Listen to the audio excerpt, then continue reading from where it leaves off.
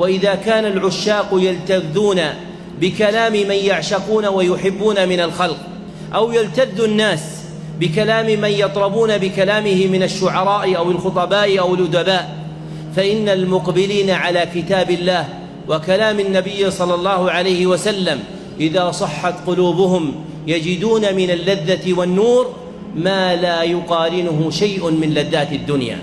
ولذلك فإن العلم لا يفرح المرء به إلا في أمر واحد، وهو أنه يقرب من الله أكثر. ليس شأن العلم أن يوصلك إلى درجة في الدنيا، ولا إلى شهادة منها، ولا إلى كرسي تجلس عليه، ولكن الشأن أن يوصلك العلم إلى الله. وإنما يوصلك العلم إلى الله إذا كان قلبك صالحا له، ومن جملة صلاحيته أن تتعاهده بتطهيره من هذه النجاسات التي متى تأثلت فيه فإنك محروم من العلم.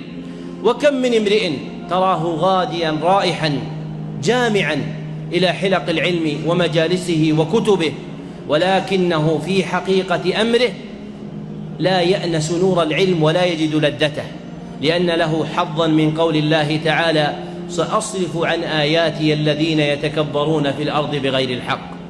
والذين امتلأت قلوبهم باليقين بالله وأمره إذا سمعوا هذه الآية خافوا أن يكون من أولئك الذين تصرف قلوبهم عن فهم كلام الله عز وجل ومراده.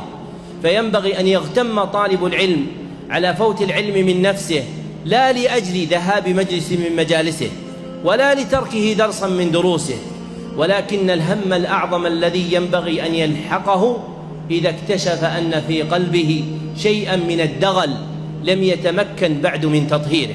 فينبغي أن يجتهد طالب العلم في تطهير باطنه وأن يتعاهده، ليكون ذلك أعون شيء له على الوصول إلى العلم. ولهذا ابتدأت هذه المعاقد 20 بالإشارة إلى تطهير وعاء العلم، لأنه إذا طهر وعاء العلم صلح أن يكون العلم في هذا المحل.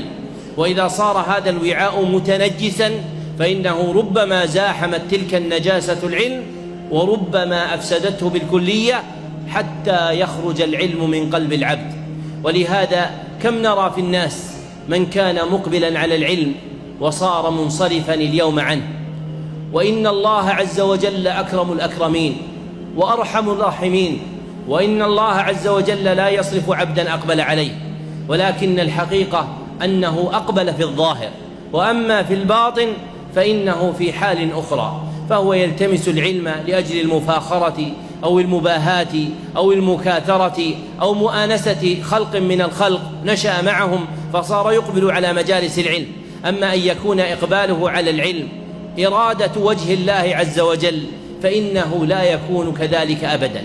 فإن من أقبل على الله قبله، ومن التمس من الله عطاه، ومن رجا الله عز وجل وسأله أكرمه. ولذلك لا ينبغي أن تنشغلوا كثيرا بالظواهر من حضور مجالس العلم والحفظ وغير ذلك. نعم، هي شيء معين، ولكن أعظم الإعانة ما بينك وبين الله سبحانه وتعالى.